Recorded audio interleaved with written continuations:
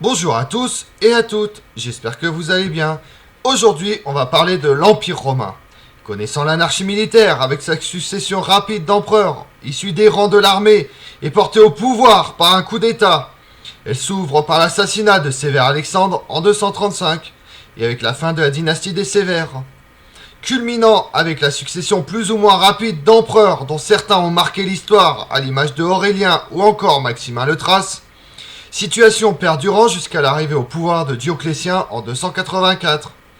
Réformant en profondeur les institutions romaines, réunifiant l'Empire et rétablissant la situation sur ses frontières. Si vous voulez en connaître plus sur l'Empire romain sous pression, venez avec moi. L'opinion que les Romains ont de leurs voisins est liée à leur sentiment de former une civilisation insurpassable et de constituer un modèle de société. Les victoires accumulées, les territoires conquis et la longévité des institutions ont convaincu les habitants et leurs dirigeants d'avoir établi une puissance universelle, éternelle et invincible grâce aux armées romaines.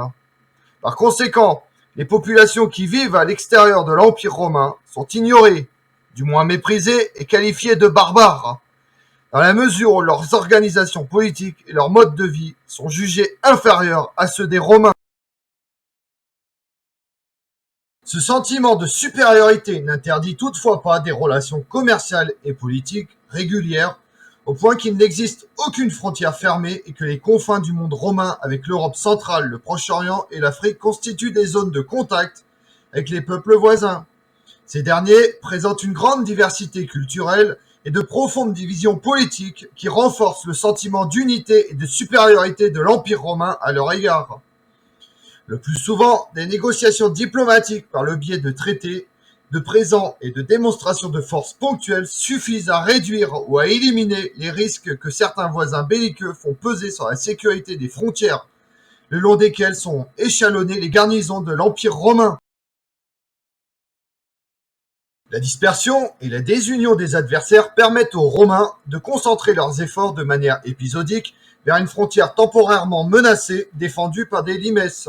Il s'agit le plus souvent de la vallée du Rhin, de celle du Danube et de la haute Mésopotamie, tandis que les frontières en Haute-Égypte, en Afrique du Nord et dans le nord de Britannia sont beaucoup plus sûres en l'absence d'ennemis puissants et menaçants.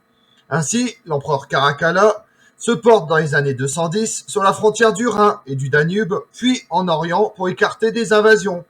Mais les succès remportés ne règlent pas de manière définitive les conflits.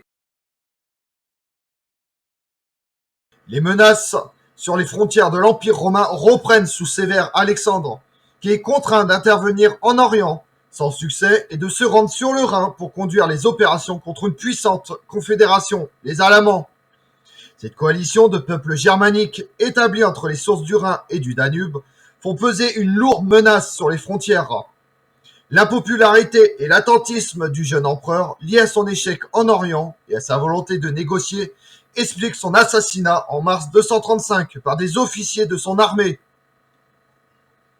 Le meurtre d'un empereur romain par des membres de son entourage ou de son état-major ne constitue pas une grande originalité dans l'histoire de l'Empire romain, qui, depuis sa fondation par Auguste jusqu'à la disparition de Sévère Alexandre, a vu se succéder 27 empereurs, dont 15 ont été assassinés. En 235, le nouvel empereur proclamé par les troupes mutinées sur le Rhin est Maximin, dit le Thrace, un officier de rang équestre de valeur qui a gravi les échelons et dont la bravoure explique sa grande popularité parmi les soldats. Maximin le Thrace ouvre une nouvelle voie au pouvoir suprême par le métier des armes et la carrière militaire. Efficace sur le champ de bataille et charismatique auprès des troupes, il intervient avec succès sur le Rhin et le Danube, mais au prix d'une augmentation des impôts qui provoque en 238 une révolte en Afrique du Nord. Elle est menée par le gouverneur de la province proclamé empereur sous le nom de Gordien, qui associe au pouvoir son fils, Gordien II, mais ils sont rapidement vaincus. En réaction à ces événements, le Sénat à Rome, une institution et une capitale que Maximin le Thrace dédaigne volontiers, lui oppose deux co-empereurs issus de ses rangs. En difficulté dans le nord de l'Italie, Maximin le Thrace est assassiné à son tour, victime d'une mutinerie. Plutôt que d'avaliser le principe d'un pouvoir bicéphale, la garnison de Rome, agitée par le clan des Gordiens, élimine les deux co-empereurs et proclame comme seul empereur Gordien III, fils et petit-fils des chefs de la révolte en Afrique du Nord, âgé de 13 ans seulement. Le bref règne de Gordien III, 6 ans, n'est guère différent de celui de ses prédécesseurs dans la mesure où les menaces aux frontières de l'Empire romain obligent le jeune souverain à conduire en personne les opérations pour repousser des ennemis belliqueux. Parmi ces peuples en déplacement qui bousculent ceux implantés le long du Danube figurent les Goths, amorcent leur migration vers l'Europe orientale et les rives nord de la mer Noire. L'empereur est contraint de guerroyer dans les provinces danubiennes, puis en Mésopotamie pour en chasser les envahisseurs.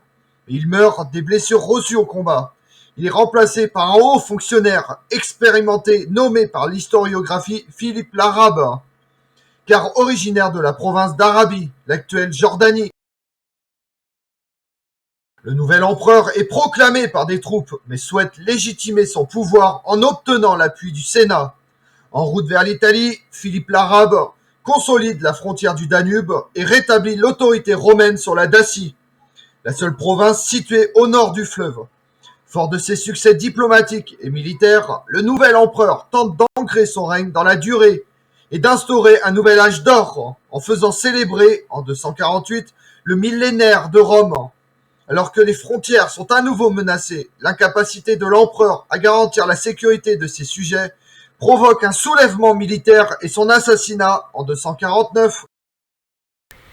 Comme on l'a vu, avec la succession d'empereurs et l'instabilité des tribus barbares, l'Empire romain ne peut plus défendre ses frontières efficacement. Surtout soucieux de protéger les limes danubiennes, clés de l'Italie et de Rome, les empereurs doivent dégarnir certaines frontières pour défendre celles qui sont le plus en danger. Dans les provinces comme en Gaule ou en Orient, les légions acclament leurs généraux comme des empereurs, non pas pour faire sécession, mais pour protéger leurs régions qui deviennent à leurs yeux le noyau d'un nouvel empire. S'ensuit, sur le plan intérieur, une crise économique et sociale sans précédent. Je vous remercie d'avoir suivi cette vidéo en ma compagnie. Si vous voulez connaître mes autres vidéos, retrouvez-moi sur ma chaîne YouTube Tout sur l'Histoire avec Damien et sur les réseaux sociaux Twitter et Instagram Histoire Damien. Et pensez à liker, commenter et vous abonner. Je vous remercie à tous.